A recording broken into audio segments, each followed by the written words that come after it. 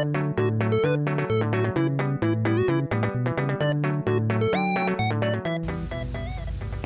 so today we're going to be looking at lines, but we've got to learn a little bit about what exactly a line is. Before we can even get to a line, we've got to start with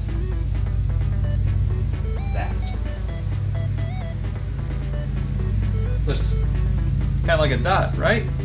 It is. It's a dot or a point. Then I'm going to make another one. Another one.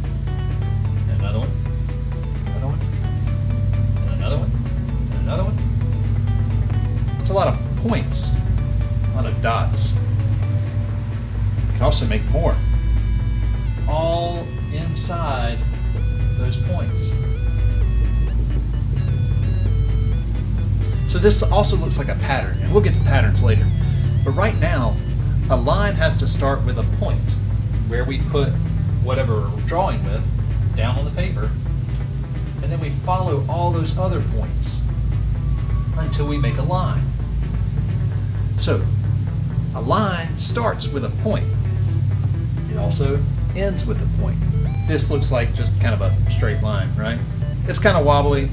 Yours might be wobbly too as you practice. There's all sorts of neat little tricks out there to draw straight lines. My favorite is use a ruler, but the other things you can do is you can, brace your arm, you can use a piece of paper, but right now I'm not worried about you making straight lines.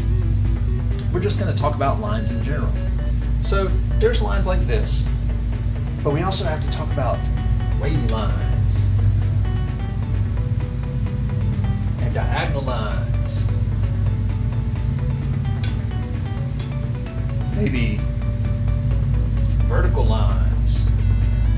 Vertical means it goes up and down. Do you know what means side to side? You may have heard the word horizontal before. Horizontal means side to side. And we're going to talk more about horizontal when we start getting into landscapes. So we've got different directions that lines can go to.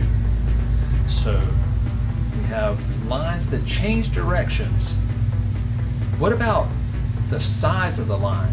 When I say the size of a line, you might think, I just need to draw a longer line. Well, that's the length of the line. I'm thinking about the thickness of the line. So we can draw a line like this one, but if I add more to it, that line starts to look like it's getting bigger, right? So that line now has thickness. It is thicker than this line. This line is slimmer than this line. You can do the same thing with your wavy lines, but sometimes you can make the whole line thicker by adding more weight to it. Weight's another word that we're going to use to talk about lines. You can also make the lines thicker in just parts.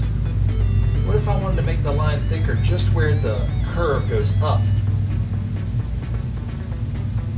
It makes it look a little different, doesn't it? And there's other ways that we can do this depending on what we're using to draw. Right now, I'm using a whiteboard marker. I'm going to show you a couple of other ways to practice with your lines, to draw with different things, some crayons, some other types of markers, and also just draw on different pieces of paper, or any piece of paper you can find. I'm not going to force you to have to draw into a sketchbook or really nice heavyweight artistic paper. That's not what we're going to do. I just want you to play. I want you to practice with lines and see what they can do, and draw them in different ways. Draw them in different directions and draw them with different weights.